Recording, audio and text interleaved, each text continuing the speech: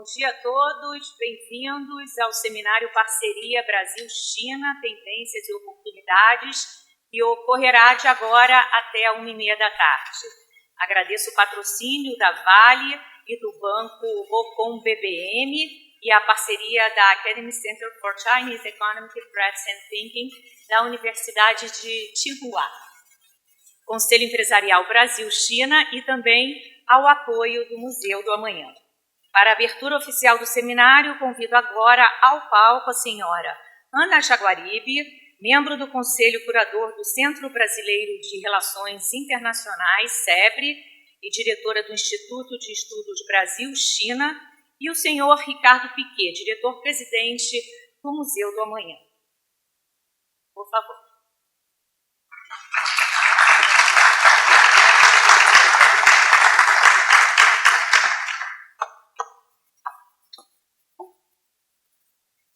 Bom dia a todos. É com grande prazer que represento hoje aqui o SEBRE na abertura desse evento, Parcerias Brasil-China, Tendências e Oportunidades. Agradeço ao Museu do Amanhã, à Vale e a todos os outros patrocinadores que proporcionaram essa discussão sobre temas que são tão relevantes para a relação entre os dois países. O SEBRE vem, nos últimos anos, olhando com especial atenção para a China e a relação econômica entre os dois países. Nós temos reuniões de acompanhamento da economia e política da China a cada 2 meses. Temos dado particular atenção, importância, diria, às políticas de inovação e sustentabilidade na China, às iniciativas e instituições da política do Belt and Road e as parcerias entre Brasil e China que emergem dessas políticas. Nesse contexto, estaremos organizando para os dias 27 e 28 desse mês um programa executivo sobre Brasil para executivos chineses e executivos internacionais em geral, um pouco com a ideia de avançar essas parcerias. Hoje, o que propomos são conversas estruturadas em torno de 3 temas: os efeitos da economia chinesa, na economia chinesa, da urbanização crescente e da transformação demográfica, a direção dos investimentos e relações comerciais entre Brasil e China, e, finalmente, como se organizam e se desenvolvem os ecossistemas de inovação que caracterizam hoje a produção e os serviços na China. Os participantes dos 3 painéis que temos aqui são professores, empresas e representantes de think tanks diretamente envolvidos no processo de pensar ou produzir inovação e na realização dos investimentos chineses no Brasil. Eu, nesse sentido, gostaria muito de dar as boas-vindas e agradecer a todos os panelistas, em especial nossos amigos que vieram de fora, a minha amiga, a professora Shen Taotao, e Pepe, do Atlantic Council, que fizeram uma viagem especial. Muito obrigada a vocês.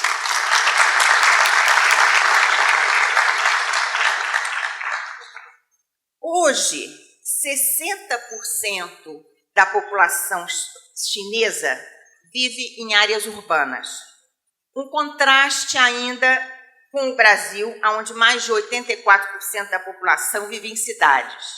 Mas uma evolução significativa para a China, que contava com uma população urbana de cerca de 26% em 1990.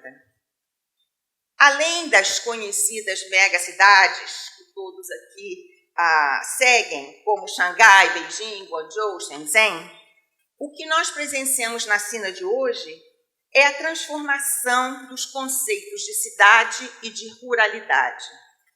Criam-se grandes áreas de continuidade urbana, como a zona do delta do Rio das Pérolas, que aproxima Macau, Shenzhen e Hong Kong, assim como a nova zona administrativa que juntará Beijing, Tianjin e a capital de Hebei.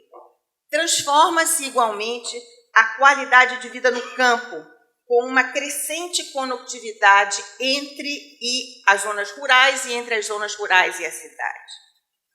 A urbanização vem acompanhada de um aumento expressivo na renda, mudança na natureza do consumidor, da demanda por produtos e serviços, assim como da organização da empresa chinesa para responder a esses desafios.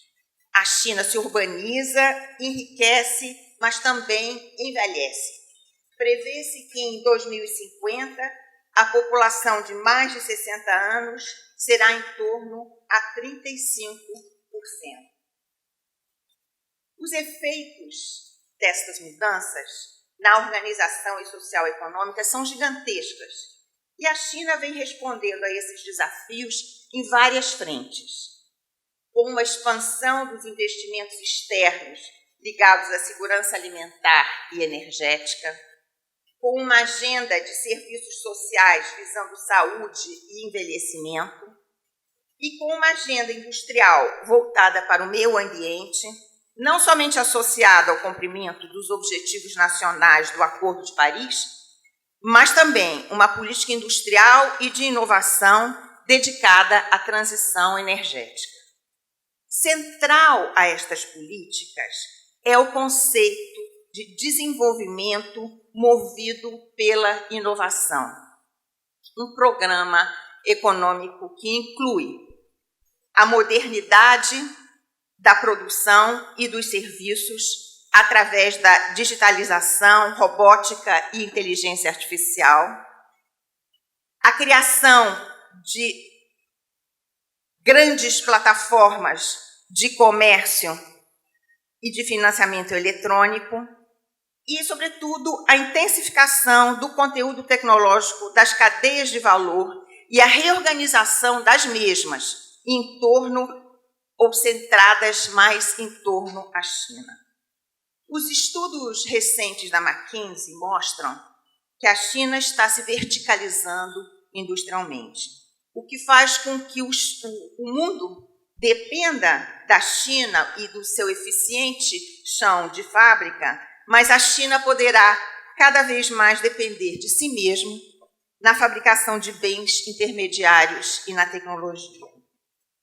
A chave para esse processo, eu diria, foi o investimento chinês em ciência e tecnologia.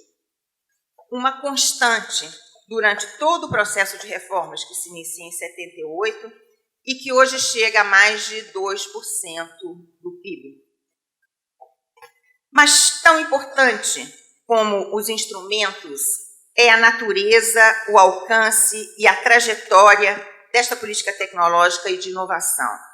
Nesse particular, eu acho que cabe ressaltar aqui 3 elementos que são também importantes como um espelho para o Brasil.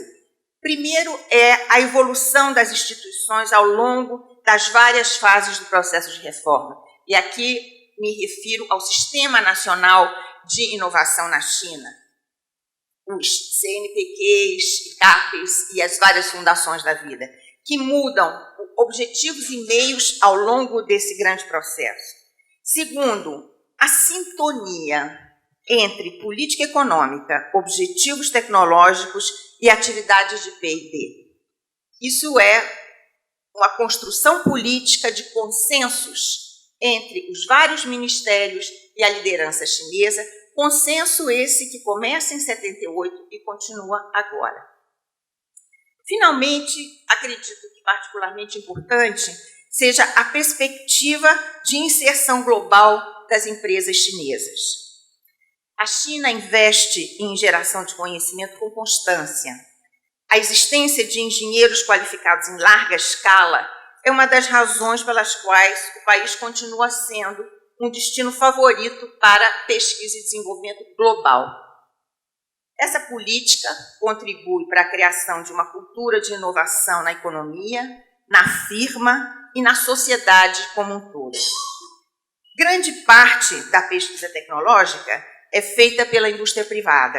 A competição entre as empresas é acirrada, mas uma política de financiamento diversificada diminui o custo das perdas no que a gente chama o vale da morte, da passagem da inovação para a comercialização.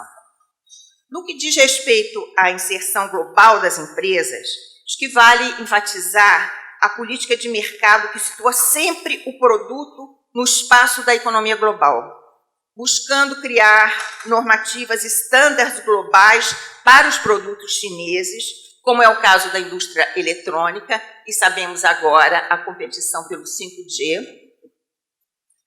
É o caso e posicionar-se igualmente frente a trajetórias tecnológicas de fronteira, como é o caso da internet e das indústrias associadas à sustentabilidade, como o carro elétrico. Olhando historicamente, creio que vemos que a China, na verdade, aproveitou as oportunidades da globalização da indústria eletrônica e do acesso a tecnologias de uso amplo, como o sistema Android, e desenvolveu sua indústria participando ativamente, e isso eu acho fundamental, do intercâmbio científico e das comunidades epistêmicas globais. Intercâmbio que hoje se vê ameaçado pela guerra comercial entre Estados Unidos e a China, que impõe dificuldades para a comunidade científica e tecnológica do mundo todo.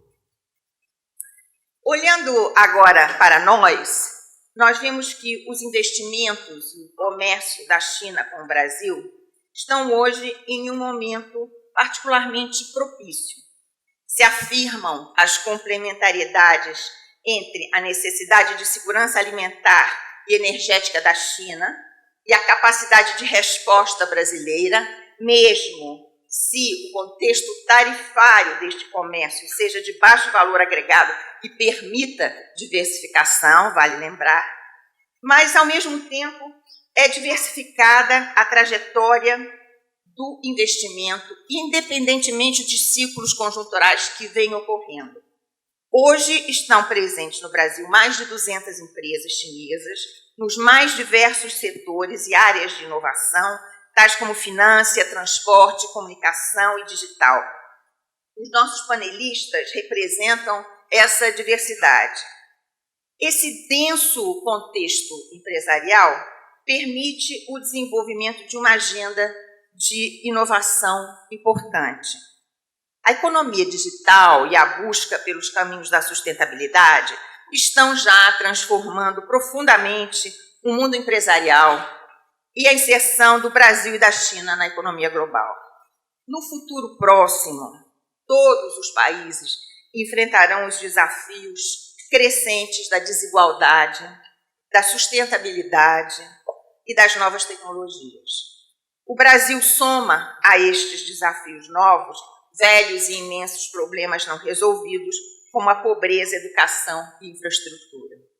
Nosso trabalho de pesquisa sobre Brasil e China indica uma série de possibilidades de colaboração entre os dois países, sobretudo no que diz respeito às agendas de pesquisa e desenvolvimento associadas a esses três desafios de novas tecnologias e sustentabilidade.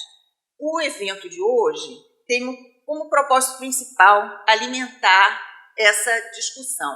Então, eu agradeço mais uma vez a todos vocês estarem aqui presentes hoje e aos nossos panelistas e espero por uma discussão bem animada, porque os problemas são interessantes, mas creio todos abordáveis. Muito obrigada.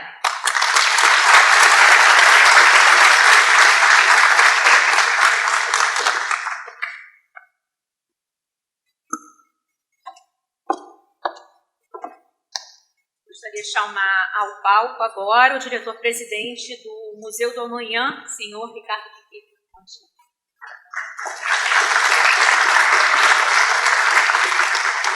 Bom, pessoal, bom dia a todos. Em nome do Museu do Amanhã, do IDG, de todo o time aqui, eu gostaria de dar as boas-vindas para esse encontro. Queria cumprimentar todos vocês, na pessoa do nosso presidente Gil Borges, do SEBRE, do qual tenho a honra de participar do Conselho Consultivo. E, por outro lado, em nome da senhora Chen Taotao, cumprimentar todos os nossos parceiros chineses aqui presentes e desejar, de fato, as boas-vindas Eu gostaria de compartilhar com vocês aqui o prazer de receber esse tipo de encontro aqui no Museu da Manhã.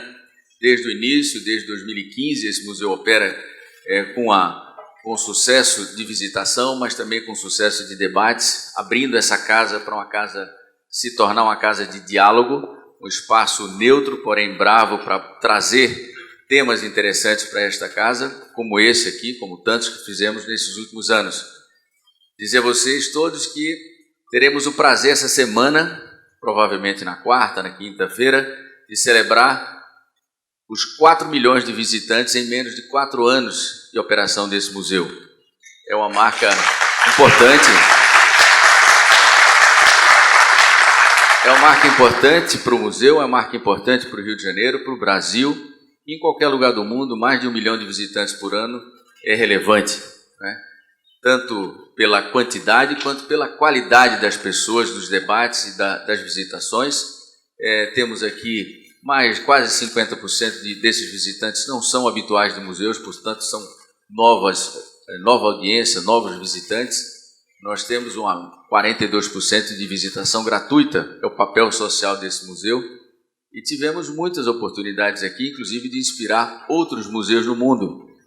Há 2 semanas atrás eu estava em Amsterdã, abrindo uma conferência dos Museus Orientados para o Futuro, Future Oriented Museums, Synergies, criando uma aliança de 20 museus, dos quais metade declaram ter se inspirado neste museu do Rio de Janeiro, do Brasil. E a partir disso criar uma conexão de trocas, de sinergias, identificando oportunidades entre eles. Uma vez que são museus orientados para o futuro, museus digitais, nós podemos fazer coproduções melhores, mais baratas e mais apropriadas, né? Mas eu queria comentar um pouco também das oportunidades que nos fizeram conhecer ou interagir com a China. Depois de ter conhecido a China 12 anos atrás, há 2 anos atrás, a convite da Unesco, eu conheci a cidade de Shenzhen. Tive a oportunidade de escutar da então ministra da Educação da China, dizer que o plano da China era ter um museu para cada 250 mil habitantes. Vocês imaginam a quantidade de museu que vão construir lá na China, né?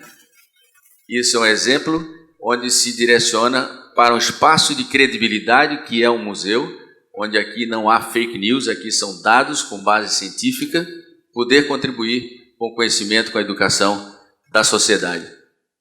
Conheci também na China que a gente pode viver sem Google, sem Facebook, sem nada disso, porque eles lá têm o WeChat, né? WeChat é tudo.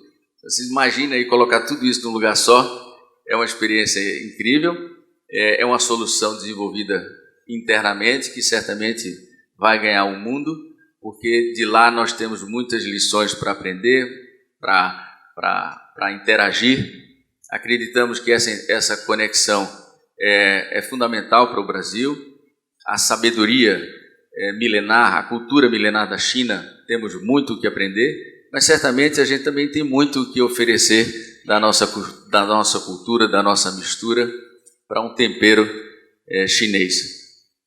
Dizer aos senhores que nós esperamos seguir à frente com essa experiência aqui no museu.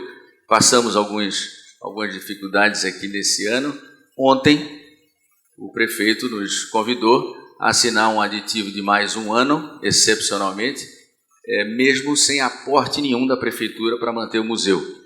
E nós aceitamos esse desafio em nome do museu, contando com um conjunto de parceiros, conjunto de apoiadores da sociedade carioca, para que a gente possa estender essa operação ao menos a 1 ano. E daí sim, pensar num plano mais longevo, de 10 a 15 anos, num outro modelo.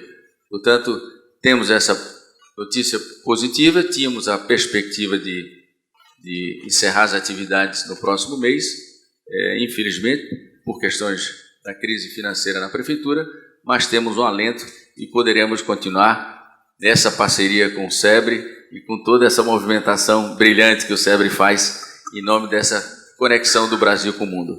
Muito obrigado, bom evento e que venham sempre ao Museu da Manhã. Obrigado.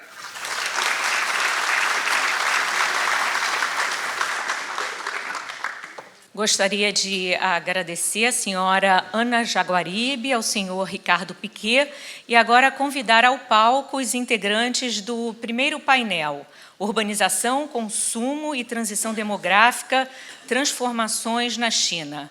A moderadora Fernanda Guardado, Senior Fellow do SEBRE e economista-chefe do Banco Bocom BBM. Chen Taotao, diretora do Centro de América Latina da Universidade de Tsinghua. Pepe Zhang, diretor associado do Atlantic Council. E o embaixador Marcos Karamuru, membro do Conselho Curador do SEBRE. Bom dia a todos. Obrigada por estarem presentes aqui nesse evento.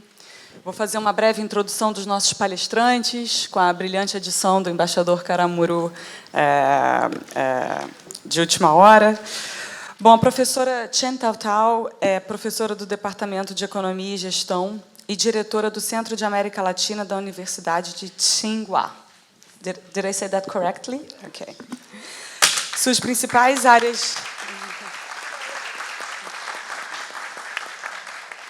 Suas principais áreas de pesquisa são investimento externo direto, negócios internacionais e globalização e estratégia. Publicou mais de 30 artigos sobre as consequências do investimento direto chinês e coordenou projetos de pesquisa financiados pela Fundação Nacional de Ciência, Ministério da Educação e Ministério do Comércio, entre outros. Em anos recentes, Chen Taotao tem enfocado temas como o ambiente de negócios nos Estados Unidos e na América Latina e na capacidade de novas multinacionais chinesas. Durante seu processo de pesquisa, a professora visitou mais de 50 filiais de empresas chinesas que investem nos Estados Unidos e na América Latina e colaborou com think tanks, bancos de desenvolvimento e universidades de prestígio. Além disso, foi convidada para participar como palestrante de fóruns internacionais, como o World Economic Forum e o Emerging Markets Forum. E vai ser muito interessante ouvir seus insights hoje sobre investimento, principalmente aqui na América Latina. Pepe Zhang é diretor associado do Centro Latino-Americano Adrian Arsht, no Atlantic Council. Pepe lidera o portfólio do Centro China-América Latina, que fornece informações oportunas sobre o crescente relacionamento entre as duas regiões. Trabalhou no Banco Interamericano de Desenvolvimento, focando em comércio internacional e promoção de investimentos, empreendedorismo e tecnologia na América Latina e Caribe, com ênfase especial nas conexões China-América Latina. Possui mestrado em Economia Internacional pela Escola Paul Nitze de Estudos Internacionais Avançados da Universidade John Hopkins e um diploma de bacharel na Pomona College em Política Latino-Americana e Espanhol. Tem uma extensa experiência profissional e acadêmica pela América Latina, China e Estados Unidos. O embaixador Karamuru é sócio e consultor da Kemu Consultoria, baseada em Xangai. Entre 2016 e 2018, foi embaixador do Brasil na China. Foi secretário de Assuntos Internacionais do Ministério da Fazenda e diretor executivo do Banco Mundial em Washington. Foi embaixador na Malásia e também cônsul-geral em Xangai. Então, without further ado, vamos começar o nosso painel hoje, que trata desse movimento impressionante que a China viveu nos últimos 40 anos de urbanização. Nesses últimos 40 anos, 640 milhões de pessoas foram adicionadas à população urbana chinesa. Isso é cerca de 40% da população chinesa. Esse percentual deve atingir 70% da população nos próximos 10 anos.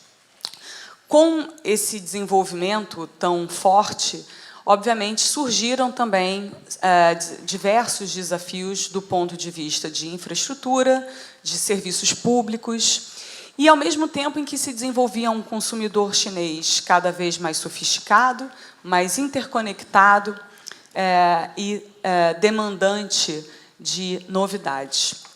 Então, primeira pergunta que eu gostaria de colocar ao painel e ouvir os seus insights é como a experiência chinesa, essa experiência de urbanização, a China é um investidor no Brasil bastante importante nos últimos 10 anos. Como a experiência, o que a gente pode aprender do ponto de vista brasileiro, como a China pode contribuir, não só do ponto de vista de investimentos, mas também de experiência, para a melhoria e o desenvolvimento das regiões metropolitanas brasileiras.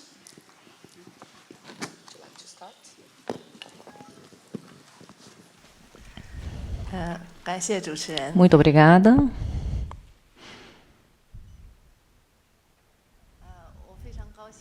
É uma alegria retornar ao Rio de Janeiro e estar juntos novamente. A moderadora fez uma pergunta muito interessante, mas antes de responder, vou fazer alguns esclarecimentos. Estou muito feliz dentro de um museu tão bonito. E o nome do museu é o Museu da Manhã. Para um futuro brilhante, um belo futuro, ele é bastante inspirador o nome. E espero que hoje a gente tenha um diálogo muito frutífero. Então, eu tenho que admitir que eu não sou especialista na urbanização chinesa. Mas para o tema de hoje, eu tenho vários pensamentos, insights. Andei pelo Brasil e por outros países da América Latina e eu vi situações semelhantes.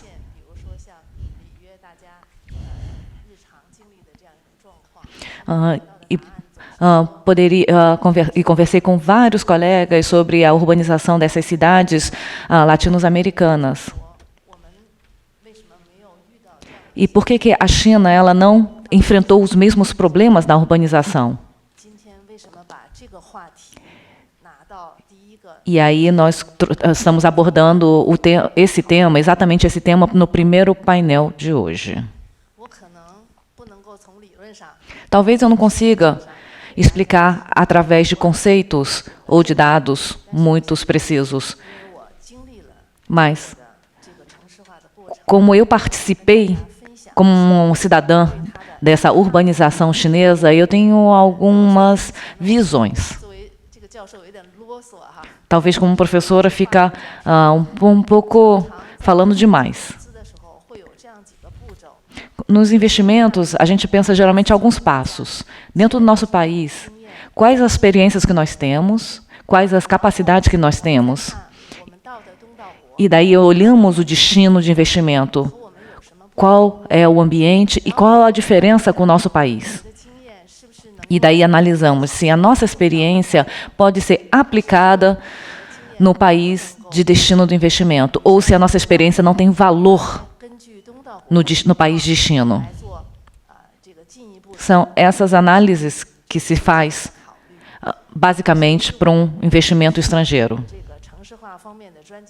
E como, mais uma vez, repito, não sou especialista de urbanização. Eu só vou falar como que a China fez. Só como referência. Uma conversa para entender quais foram os principais fatores que durante esse processo a China não precisou enfrentar problemas que são comuns para a América Latina.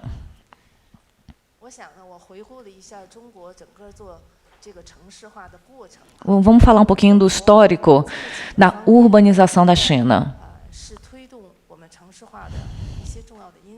Algumas razões da urbanização. Primeiro, meu sentimento que a urbanização chinesa começou no início da Reforma e Abertura. As razões da Reforma e Abertura a gente não precisa nem mencionar aqui.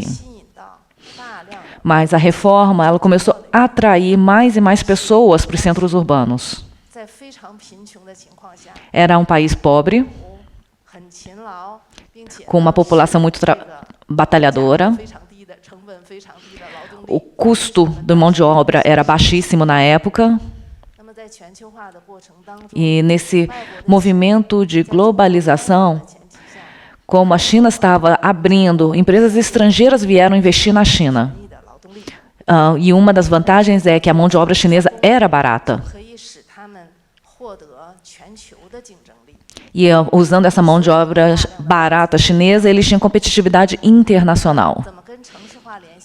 E qual a relação disso com a urbanização? Quando os investimentos estrangeiros entraram na China, na costa chinesa, como eles precisavam de muita mão de obra, e os investimentos eram volumosos à época.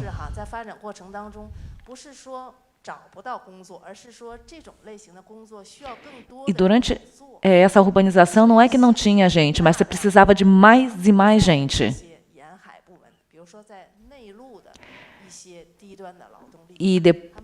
E essa mão de obra, muitas vezes, ela não ficava justamente na costa, ela ficava espalhada pela China, no interior da China.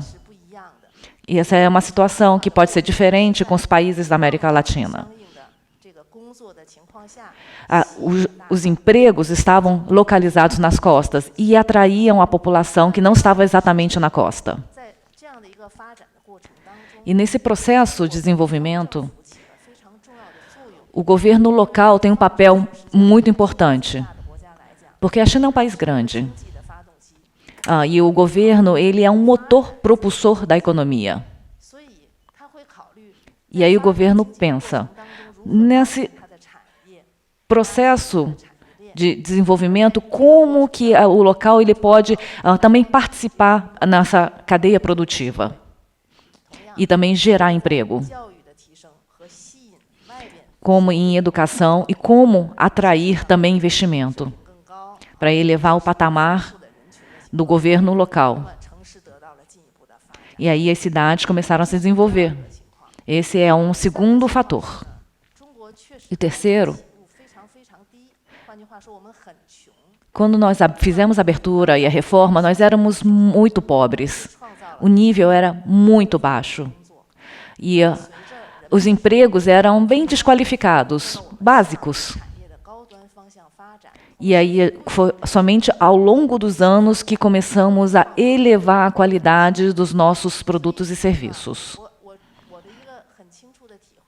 Então, o que eu vi, que a urbanização chinesa, ela aconteceu em paralelo, juntamente com o desenvolvimento econômico, juntamente com o crescimento da capacidade de produção. Essas oportunidades que puxaram a urbanização.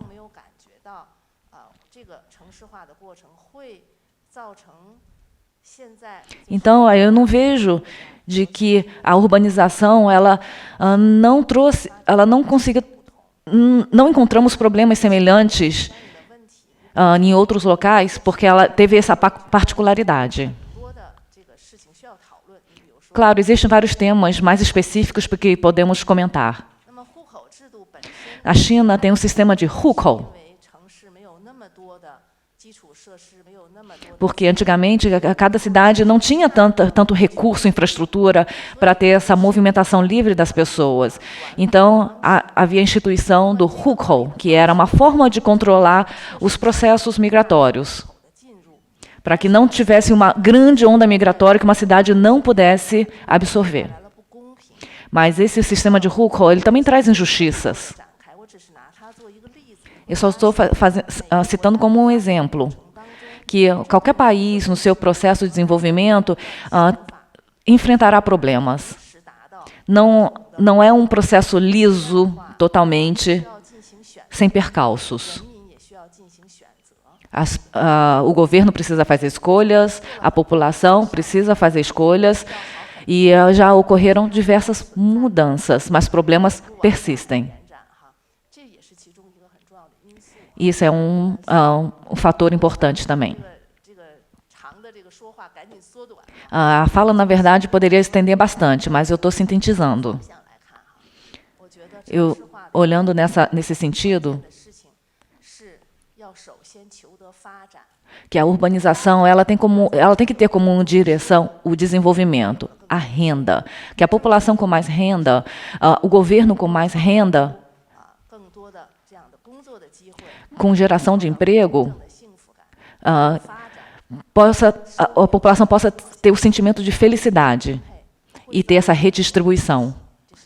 Esse eu acho que é um fator, o número 1. O desenvolvimento é cheio de contradições. Quando encontrarmos os problemas,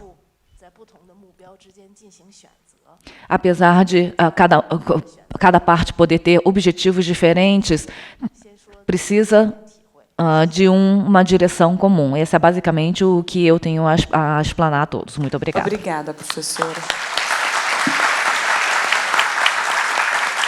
Pepper, poder.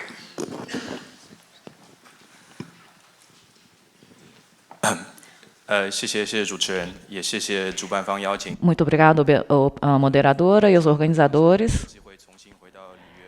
Muito feliz nessa oportunidade de retornar ao Rio de Janeiro. E com essa oportunidade de participação, ter a oportunidade de visitar o Museu do Amanhã. Eu também trago 3 pontos. Urbanização. E o que eu acho mais importante,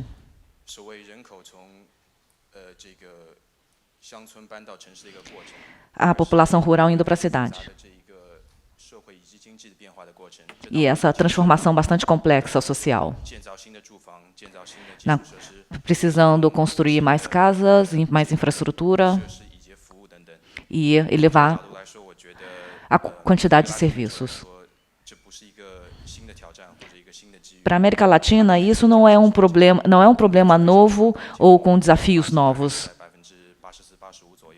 A urbanização do Brasil já passou de 80% e a média da América Latina também não está muito inferior disso.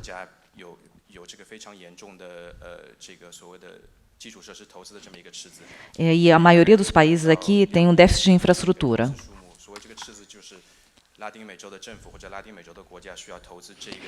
O que eu digo de déficit é de que o governo aqui tem um atraso nos investimentos em infraestrutura.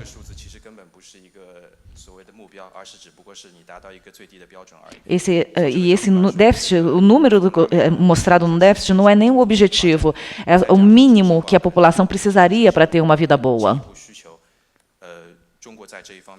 E a China, nesse sentido, ela está numa situação diferente. Vários investimentos chineses na América Latina estão focados na infraestrutura. Também tem na mineração e outros setores. Talvez isso para a urbanização, para a melhora da urbanização local, possa ser uma contribuição. Talvez seja um bom canal, atrair mais investimentos, entrar no Brasil, entrar na América Latina. O segundo ponto, falamos de urbanização e consumo. Na China, não é somente uma elevação da qualidade da infraestrutura. A gente fala de elevação de hardware e de elevação de software, o que são os serviços. Dentro da estrutura chinesa, quando estamos fazendo na elevação, a gente já está fazendo importação de diversos produtos, inclusive de produtos latino-americanos e brasileiros. Do meu conhecimento,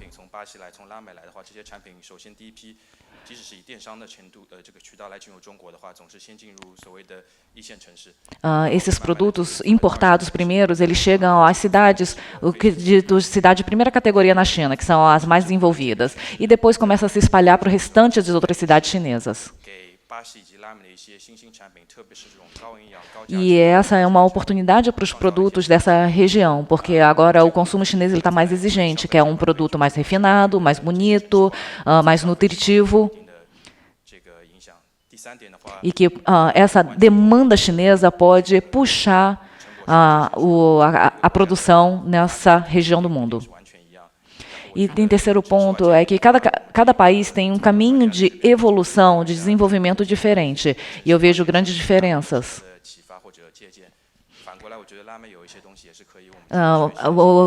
Os estudiosos latino-americanos costumam falar qual a experiência da China que possa ser compartilhado conosco para que a gente possa resolver os problemas. Mas eu vejo que também muitos países latino-americanos têm experiências bem-sucedidas que a gente pode aprender. Eu trabalhei no Banco de Desenvolvimento Interamericano e eu vi vários projetos muito bem elaborados, projetos públicos, Muitos eram de infraestrutura, outros eram de transporte. E eu estudei a Colômbia, Barranquilha. E eu vi o projeto de Curitiba, do IDB. E eles estavam olhando as cidades de médio porte da América Latina. Quais as políticas públicas que poderiam ser aplicadas num modelo saudável para desenvolvimento.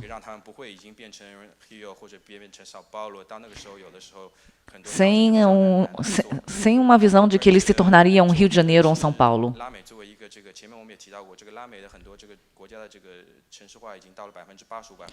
Como eu falei anteriormente, a urbanização na região da América Latina já está em torno de 80%.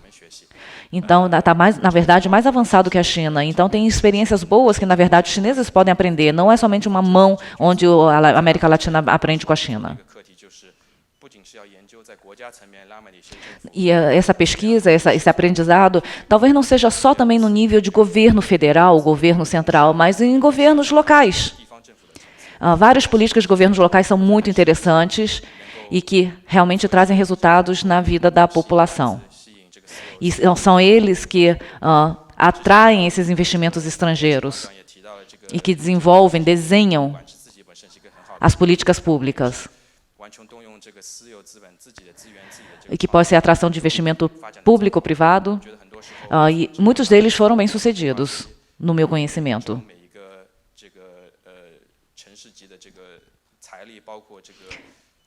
A capacidade fiscal dos municípios nessa região e também na China também são bastante distintas.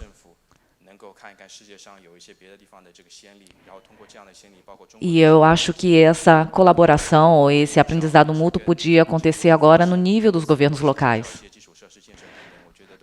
Na infraestrutura, no transporte, é isso que eu tenho a compartilhar com vocês. Muito obrigado. Obrigada, Tati. Embaixador, seus comentários. Bom dia, é uma satisfação estar aqui. O tema é todo muito instigante. O tema dessa relação entre o consumo, urbanização e população, né? E a pirâmide populacional.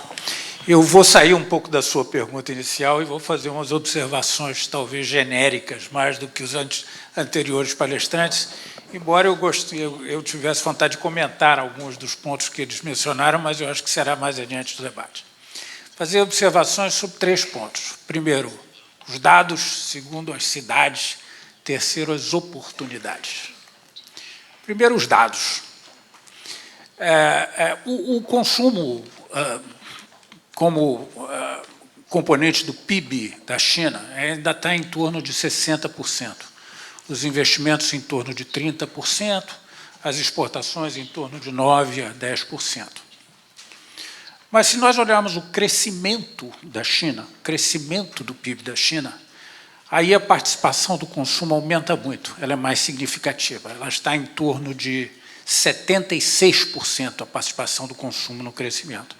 A participação dos investimentos está em torno de 30% e as exportações estão caindo. A participação das exportações no crescimento não é que elas estejam caindo, até estão, mas é que a participação das exportações no crescimento não é tão relevante.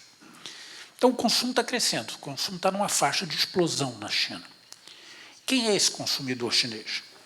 Esse consumidor chinês é o cidadão jovem, que não tem, como os seus pais e avós, a propensão a poupar, até porque jovem urbano, de uma maneira geral, até porque já se sente confortável, porque as famílias adquiriram uma boa qualidade de vida, os pais já têm um apartamento, há limitações a que as famílias tenham mais de uma propriedade na China, e que, ao contrário dos seus pais e avós, está disposto a se endividar para o consumo.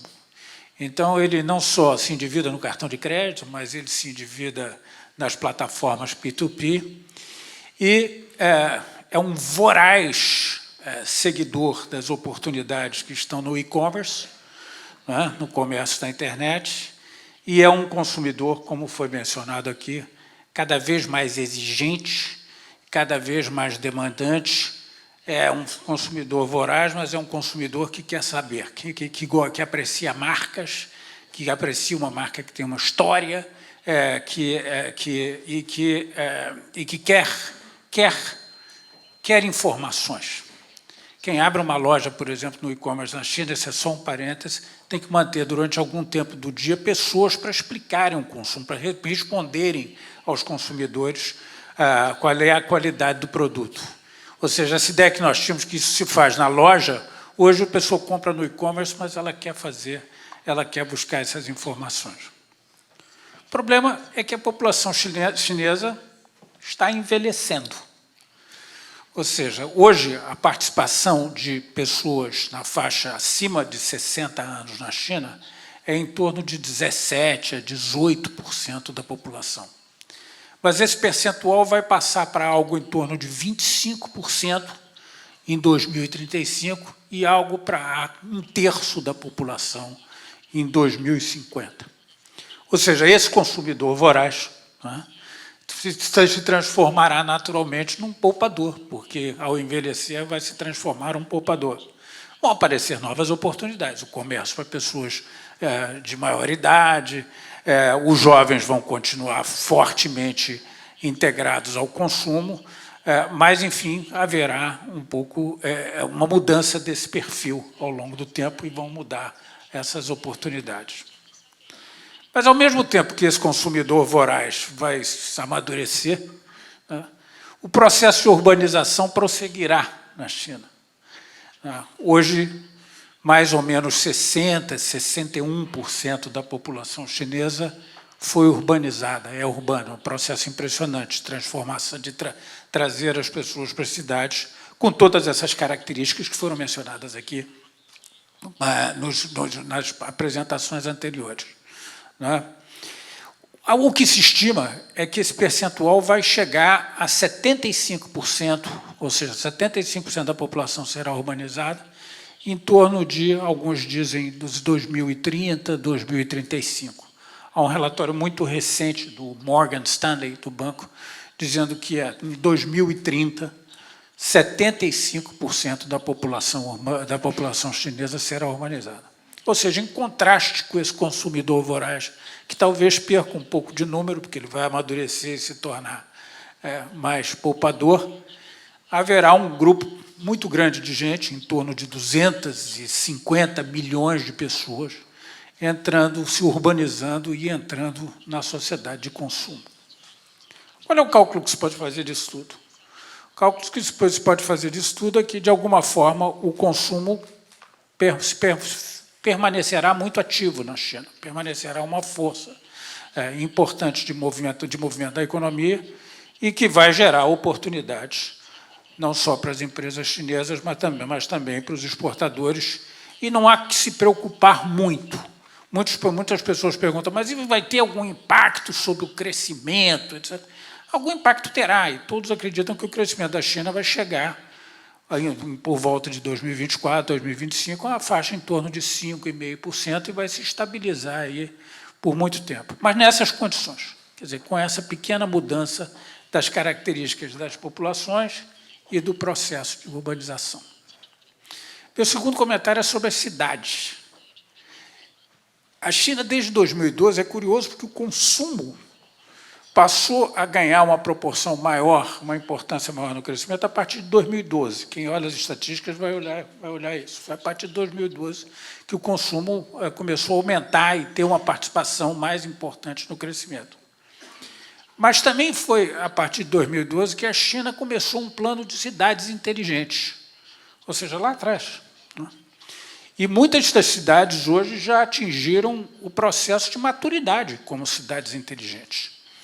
E algumas estão com experiências completamente inovadoras, como a municipalidade de Hangzhou, que fica de trem em torno de 40 minutos de Xangai, que já tem um sistema de gestão da cidade permanente. Ou seja, não há mais o sistema de esperar que os dados sejam coletados, então montar uma estratégia. Há um sistema de revisão permanente dos dados coletados em função dos projetos relacionados a cidades inteligentes. O projeto da cidade inteligente também se beneficia do fato de que as empresas de tecnologia digital na China estão avançando muito rapidamente e muito mais rapidamente do que elas avançam no Ocidente.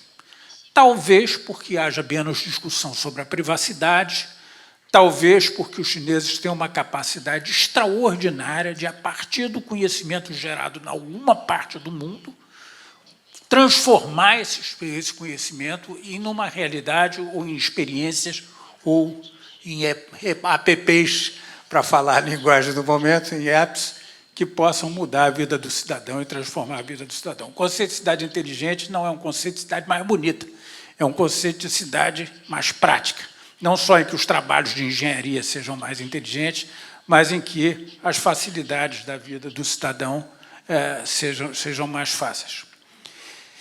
Quem viaja pelas cidades chinesas, e aí falando um pouco como um estrangeiro, né, que viaja pelas cidades chinesas, vai ver que cidades como Xangai, Pequim, alcançaram um certo nível de maturidade. Mas que cidades como o do segundo tier, que agora estão chegando ao primeiro tier, cidades como Xi'an, como Kunming, como Xiamen, como Shenzhen, como Chengdu, como Dalian, eu teria um número imenso de cidades a mostrar.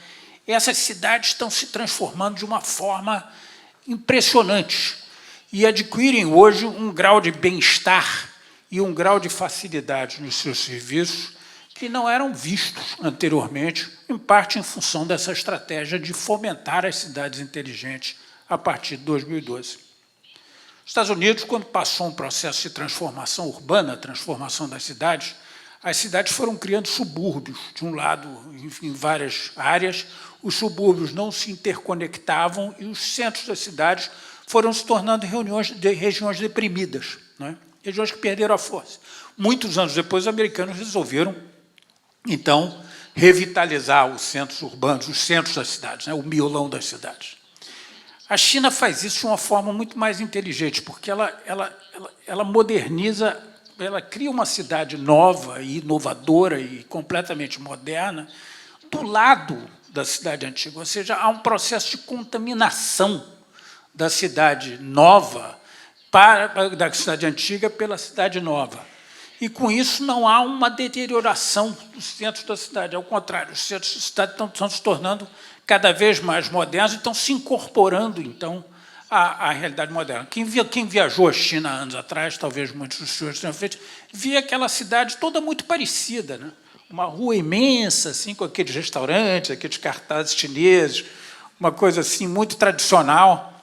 Hoje, quem vai a essas cidades que eu estou mencionando aqui, já se transformaram em cidades do primeiro tier, fica completamente impressionado, porque são cidades que oferecem ao visitante, a olho nu, uma qualidade de vida compatível com a qualidade de vida das cidades no mundo desenvolvido.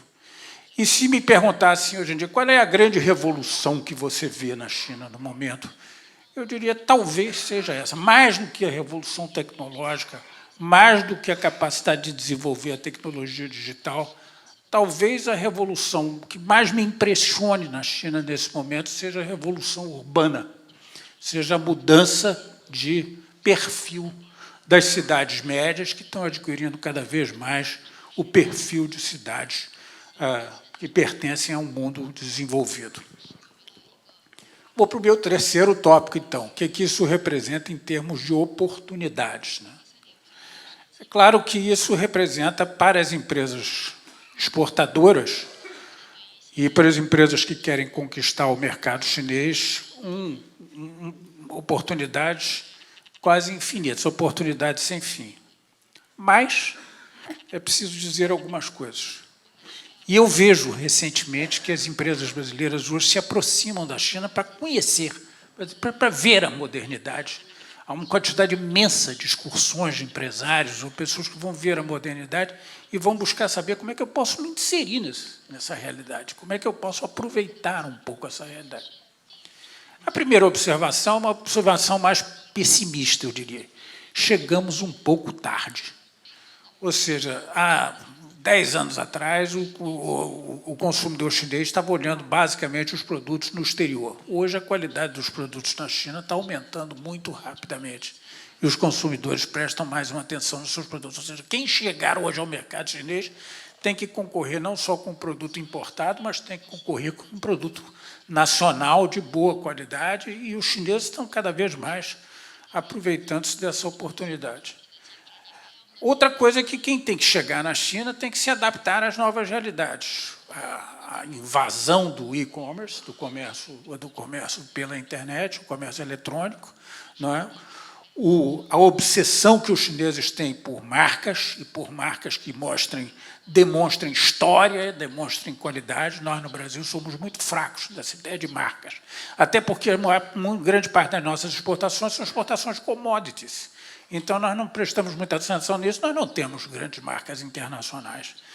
Com exceção de uma ou duas, nós não temos. Mas tem que ser essa preocupação com marcas e uma aceitação de um consumidor que transforma os seus hábitos, os seus gostos e a sua maneira de comprar numa velocidade inimaginável para quem está numa outra economia de renda média e economia como a nossa. Vou parar por aqui, então, os meus primeiros comentários. Obrigado. Obrigada, embaixador.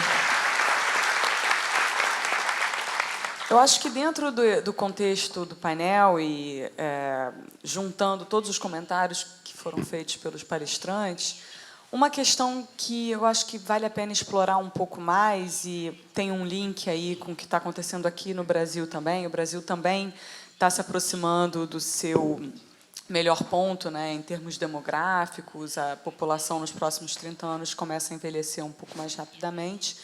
A gente acabou de passar por um processo de reforma, de revisão do nosso sistema previdenciário, exatamente como uma consequência direta desse processo. Toda essa urbanização, essa mudança, esse enriquecimento, como é que eles têm afetado as políticas públicas na China? Como é que vocês têm observado as alterações ou a preparação da sociedade e das próprias empresas, né? Como os negócios têm se organizado para essa tendência inexorável de envelhecimento da população, né? Então, tem o lado de governo, da sociedade, e o lado dos negócios também, porque surgem novos negócios a partir desse envelhecimento. Aqui no Brasil, a gente tem essa percepção de que serviços de saúde, por exemplo, vão ganhar bastante relevância nos próximos anos, e, enfim, outros negócios relacionados com a demanda dessa população, dessa faixa da população que tende a crescer. Então, eu gostaria de ouvir um pouco os comentários de vocês acerca dessa tendência e desses pontos em particular.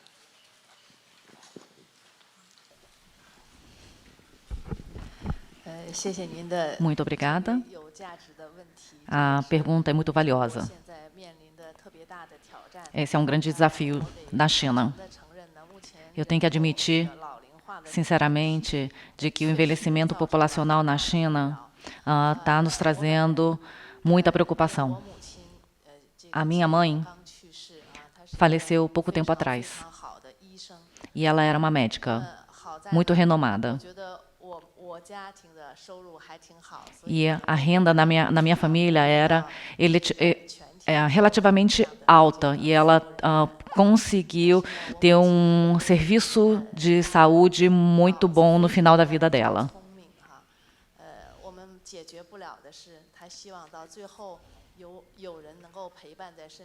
Mas o que ela não conseguiu no final da vida dela é uma companhia. A gente não tinha tempo para estar junto com ela numa idade mais avançada e durante a doença. Então, isso é um desafio que toda a sociedade chinesa enfrenta, não somente eu e minha família. Serviços de médicos, como podemos ter tempo para acompanhar, conviver com nossos idosos. Todos nós estamos nos perguntando como vamos fazer isso. a sociedade, o governo. Algumas frentes já têm uma discussão um pouco mais avançada, porque o envelhecimento da população não é um problema que está acontecendo agora, um problema novo. Já estamos atentos a esse tema há um certo tempo. Então, o que a gente está buscando é criar essa indústria, né, de serviço aos idosos, com treinamento, que tenha pessoal qualificado, para um serviço que atenda às necessidades dos idosos. Muitos na China vão para asilos.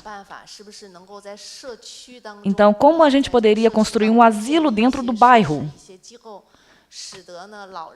para que essas pessoas, esses idosos, possam ficar perto de onde sempre viveram? Esse é um trabalho que já está sendo feito nesse momento.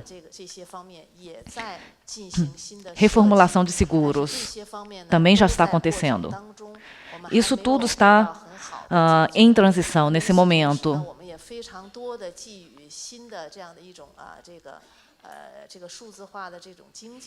Também estamos buscando como colocar isso junto com essa informatização, que através da informatização possamos oferecer serviços de melhor qualidade. Por exemplo, será que pode ter serviço de longa distância? Resolver já sem estar no atendimento presencial? Os médicos estão experimentando agora essas consultas. Já começou com consultas fáceis e já está evoluindo para uma consulta mais complexa. Estamos ainda em teste, experimentando. Vamos ver se vamos ter resultados positivos. Envelhecimento da população. Eu acho que não é o primeiro país do mundo, acho que a China, né, não é o primeiro país do mundo que está enfrentando isso. Eu acho que o Japão já está até um passo na frente de nós.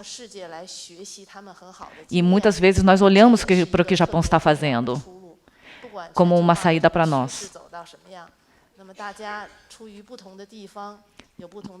Mas como vivemos em sociedades distintas, desafios distintos, a gente pode ter como referência e compartilhar as experiências, não como uma coisa que devemos adotar como um dogma, mas como uma referência e um diálogo.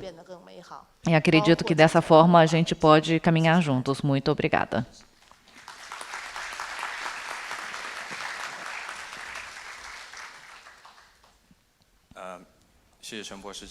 Muito obrigado ao embaixador e à moderadora. As palavras me deram algumas ideias. Então, vou trazer também 3 pontos.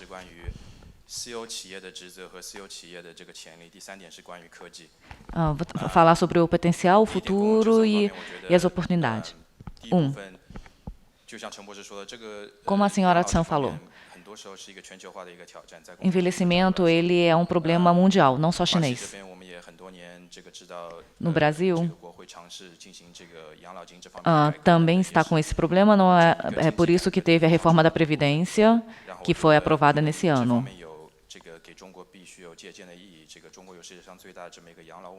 E a China hoje ela tem uma seguridade social, a maior rede de seguridade social do mundo, e que está aumentando a cada ano essa rede com o envelhecimento da população.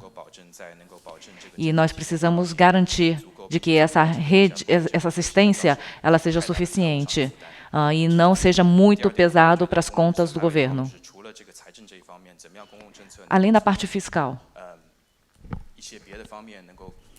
outros aspectos, por exemplo, uma administração dos idosos, dos serviços dos idosos.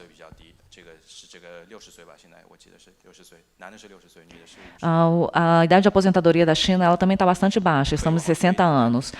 Pode ser um pouquinho mais avançado, mas estamos numa média de 60 anos. Com o desenvolvimento tecnológico, a mudança da vida, as pessoas com 60 anos ainda são ativas na China também. e ainda são ativos economicamente e socialmente. E precisamos também desenhar políticas públicas para que elas possam contribuir para essa sociedade e não ficar aposentadas em casa. A maioria dos sistemas previdenciários no mundo, eu sou chinês, mas eu pesquiso os outros países como os da América Latina. Os recursos da aposentadoria geralmente vêm de 3 partes. Uma parte é do governo, uma parte é da empresa,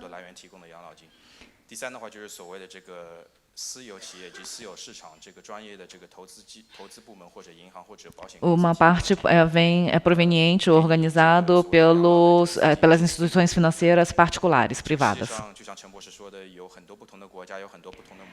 Existem no mundo diversos modelos, há países mais desenvolvidos, menos desenvolvidos, com modelos mais adequados, menos adequados. E no modelo americano, a participação do governo ela é mais baixa, em torno de 10%. E que tem um sistema financeiro que é bem mais maduro, onde a participação nas aposentadorias privadas é muito maior. Mas em outros países nós vemos essa proporção distinta. Tem países que a participação da previdência do governo é de 60%.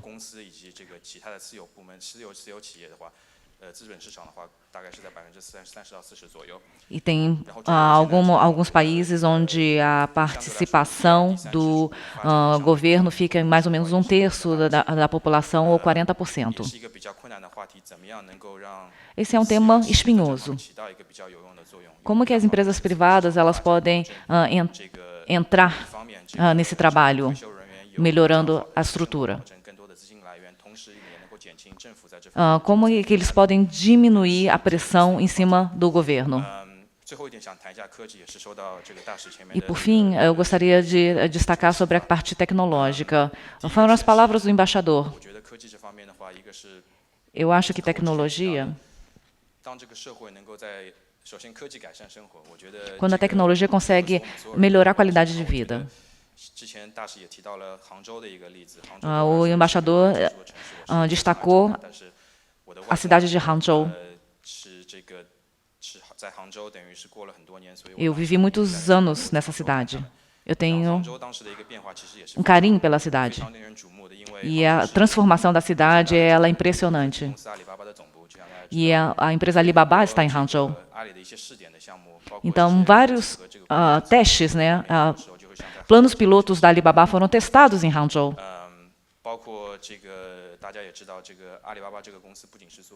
Como vocês sabem, a Alibaba não é somente uma plataforma eletrônica de vendas. É uma empresa de tecnologia. O planejamento do metrô foi realizado pela empresa Ali. A administração das frotas de ônibus, de transporte público, também foi planejado pela empresa. E aí, depois que faz o plano piloto, o teste, ele vai sendo ampliado para outras cidades. Essa é a forma que o chinês costuma trabalhar e é bastante eficiente.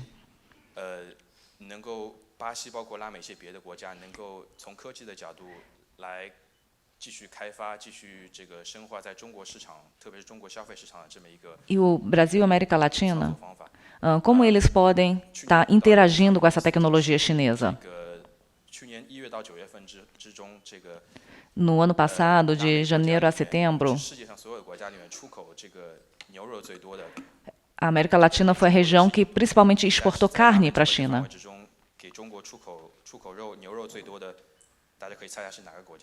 Mas sabe qual o país que exportou mais carne?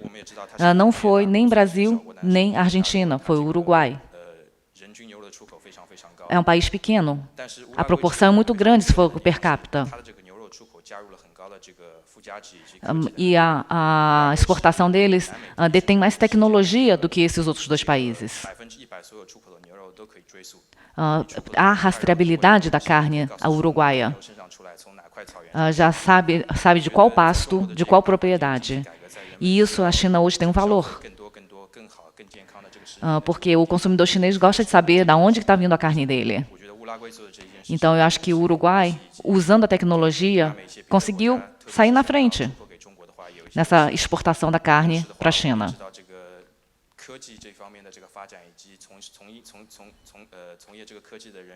E sabemos que a equipe que trabalha com desenvolvimento tecnológico, eles são muito jovens.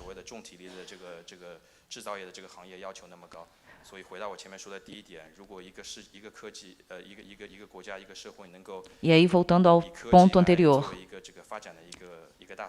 usando a tecnologia como uma direção de desenvolvimento, como propulsão de desenvolvimento. Colocar essa juventude criativa para a cadeia produtiva, ela agrega muito valor. Muito obrigada.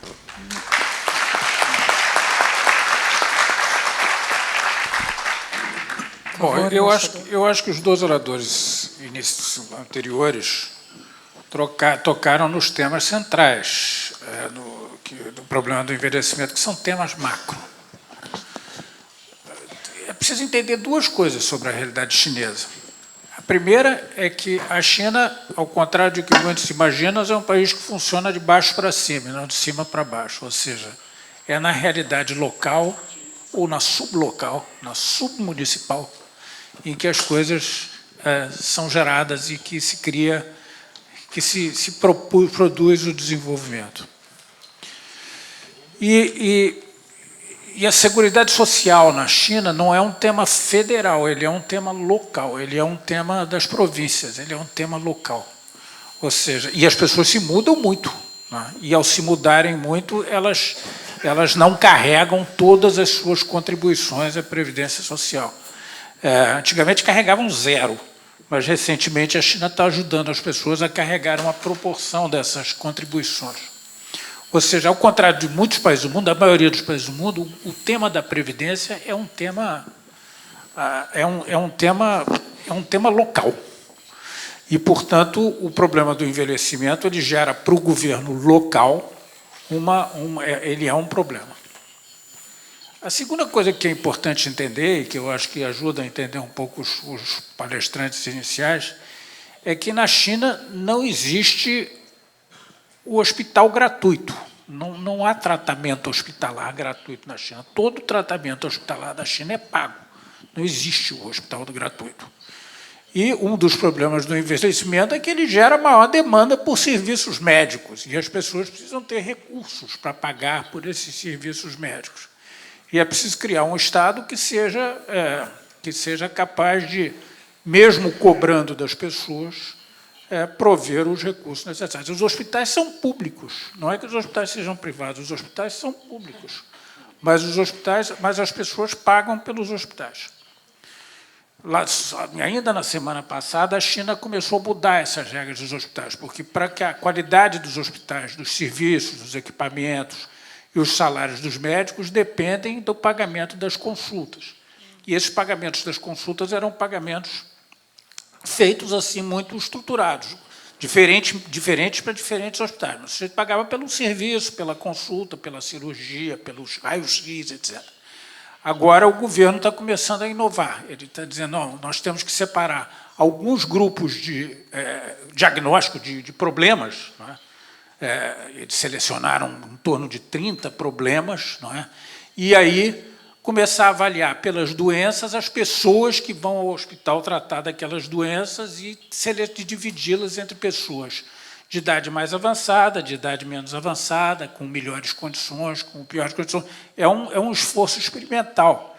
Mas, ou seja, toda a política de financiamento da saúde e de acesso das pessoas à saúde tem que ser mudada.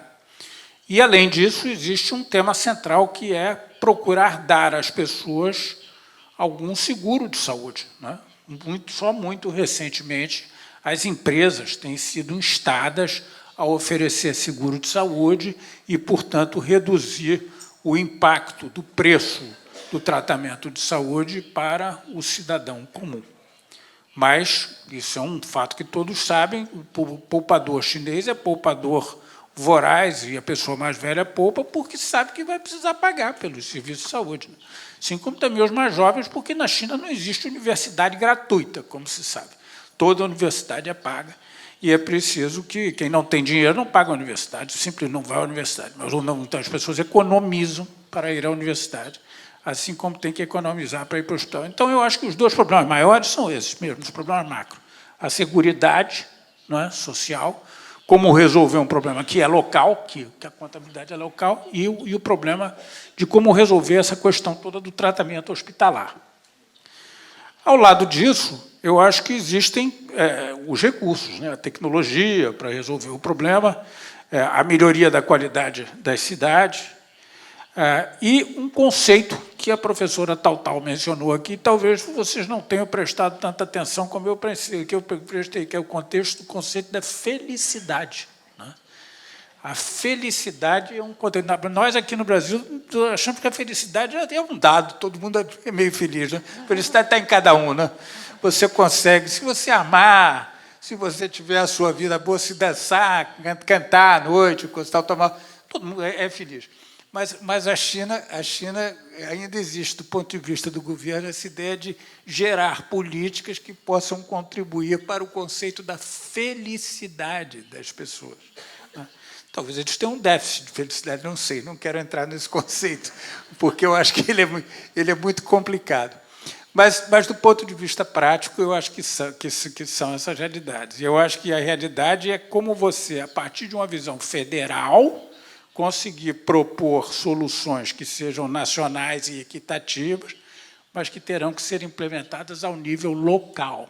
E, ao serem implementadas ao nível local, precisarão se valer da tecnologia e incorporar esse processo de coletividade no convívio que está ali expresso na ideia que a professora Tal também mencionou, essa ideia de pessoas que vivam comumente numa mesma região, de maior idade, etc. Eu acho que esses são os conceitos que são difíceis. Tradicionalmente, na família chinesa, os mais jovens incorporavam os mais velhos, né? E aí cuidavam dos mais velhos todo o tempo. Mas as sociedades também se modernizam. Né? Os mais jovens têm as suas demandas de mais jovens, também são mais pressionados pela vida para gerar salário, para gerar, enfim, para poder manter as famílias. Ou seja, não é que o problema tenha sido transferido para o Estado como um todo, mas o Estado percebe também as mudanças da sociedade e tem que oferecer respostas. Ótimo. Muito obrigada ao embaixador.